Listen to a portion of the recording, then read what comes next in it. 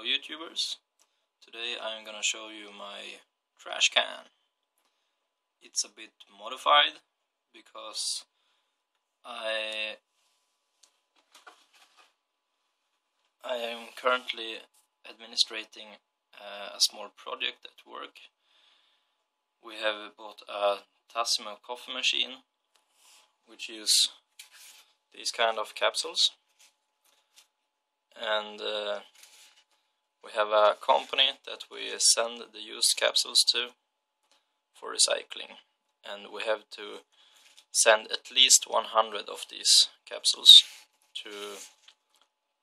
for it to be a valid send. And instead of counting all the capsules each time before we send them,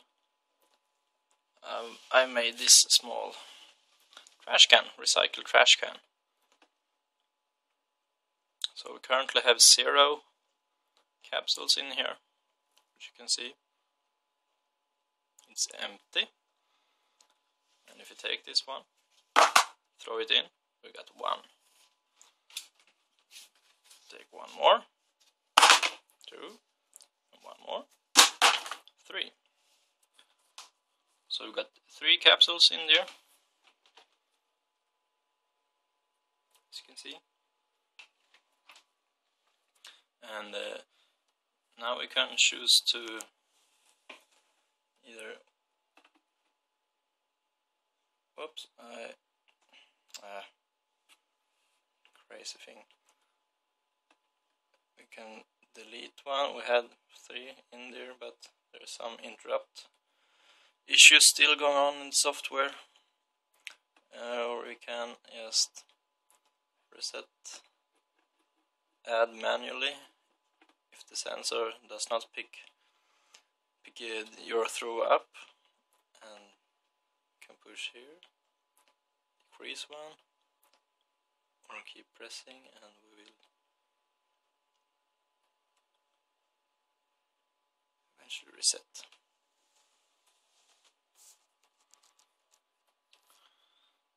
So when you get 100 of these capsules, another LED will light up over here, and I will have some text over here that says that it is filled, and it's time to send the capsule in for recycling.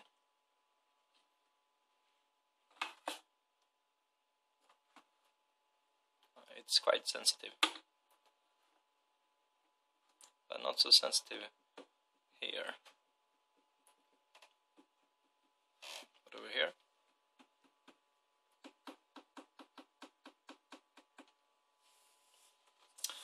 as a sensor, I use a piezo loudspeaker from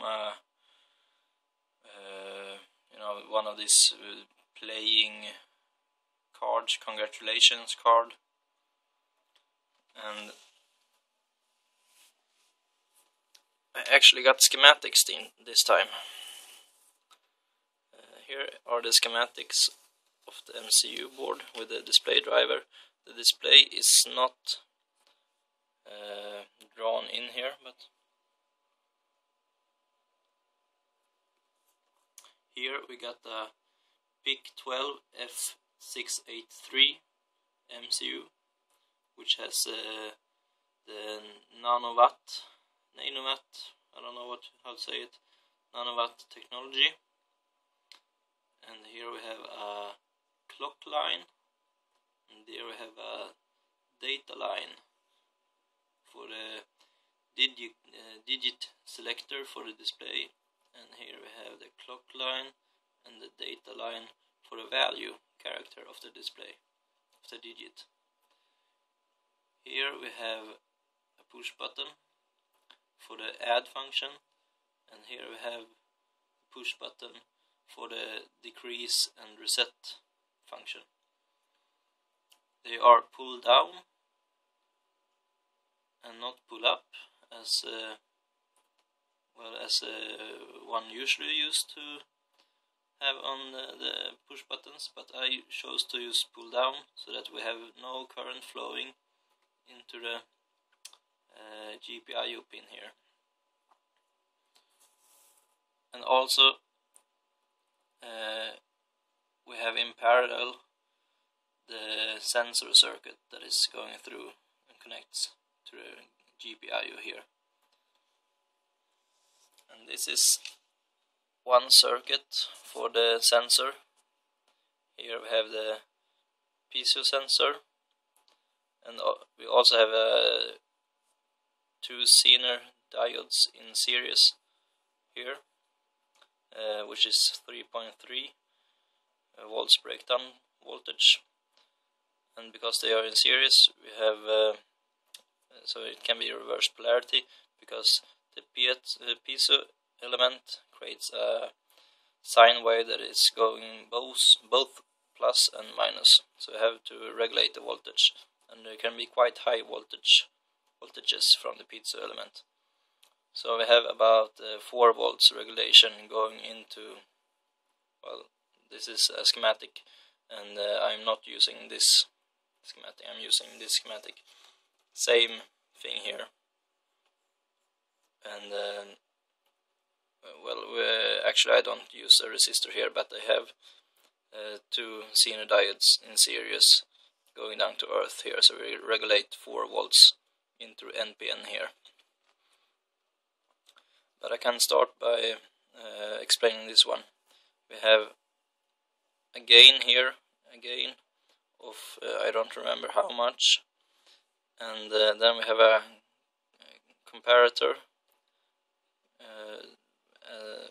to just well, switch fast enough and not create a sine wave from the piezo here, from the operational amplifier. But this circuit is going to draw current when it's not in use, so that was no good. I want to have a good battery life on this project. So this one is scrapped, and I use this one instead. Here we have the piezo element going into the base on this NPN transistor. I use the BC what is called 457. Well, the general purpose transistor. And we got the emitter going from earth, and we have the collector going through a resistor, and between the resistor and the transistor we are going to another resistor here, which it is 1K now, not 10K, because then if we got 10K, I did get well, not enough gain or amplification of the current in this PNP. Yeah, so when this is not active, we get 3.5 volts at minimum of battery. We actually got 4.5 volts when the battery is full. So we got 4.5 volts going down to the base of the PNP, which is not then active because it's active low. The PNP is active low. So we got 0 on the sensor out, the IO, the GPIO. So if this one activates the NPN transistor at about 0.7 or 0.9 volts, we get a low signal, because then we take the earth or ground up to this one, and because it's a resistor there, we get earth level here, which in turn activates this PNP transistor and gives 3.5 or 4.5 volt at the output here. So if this one is active, we get 1 out here.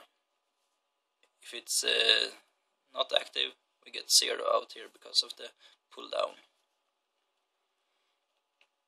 And when there is no voltage coming from the sensor here, there is no transistor that is activated.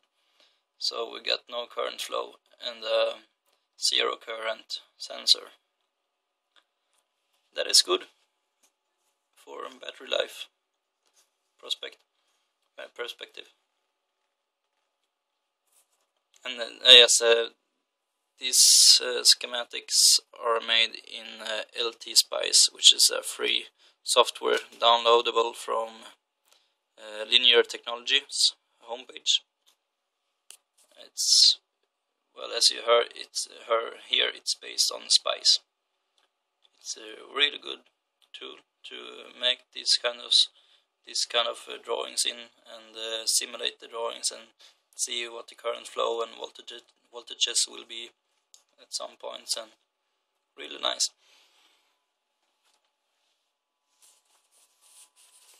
So let's explain this one. This is this sensor, this switch here. That is that switch over here. Also we have here plus and minus in the white cable here, and the orange cable is the sensor cable, which is going in parallel into the IO number, GPIO number 3 here.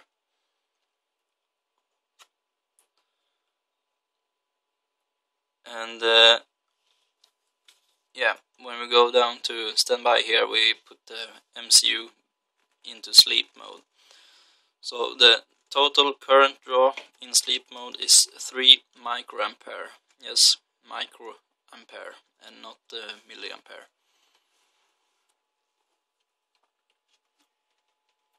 Here it is, just an ordinary segment, 7-segment display, which lights through the plastic over here. And we have the PIC-IT port here, PIC-IT 2 port, so we can program it. That is not drawn in here, but just connected to the proprietary pins here, proper pins. And here we have the sensor, which goes up here, through here, into a hole, focus. Yeah, I drilled here. Also, I decided to cut here because maybe you have to remove the sensor or something to do some stuff on it sometime.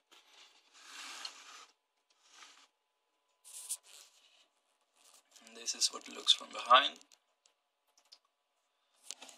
Here we have an alternative to disconnect the sensor wire.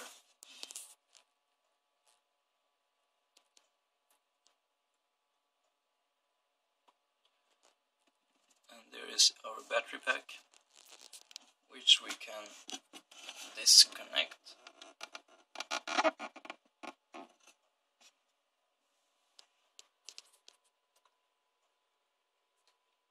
And now it's all alive on the decoupling capacitors it has. It should stay alive for quite a while. We got for the MCU we have a 220 microfarad capacitor. I try to not activate the sensor here. Just pull slowly. The MCU is in sleep mode right now, so it shouldn't use too much current. It was really important that we didn't use too much current, because I wanted to be able to change the batteries without losing the information of how many capsules we have in the trash can. So now we should be able to push one of these buttons and see the display light up just for a moment, some milliseconds, because when we push one of the buttons it will wake up the MCU. This PIC12F683 has interrupt on change for every GPIO it has, and it is enabled to wake up the MCU from sleep. So if I push here, yep, we still had a lot of power, enough power to light up the display, and the display takes 3.5 volts minimum to light up because it's white LEDs and all that. As you can see, we had the battery disconnected. We can connect it again.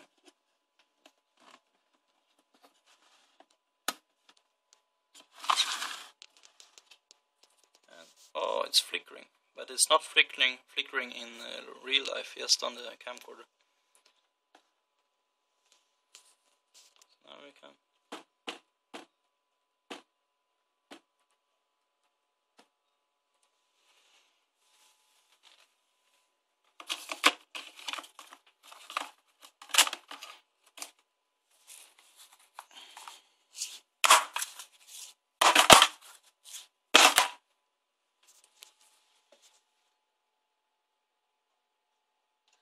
Well, that is pretty much it for this time.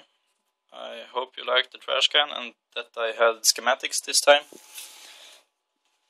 And this is all the schematics I have made, so don't ask me for anything else. Thank you for watching, and goodbye.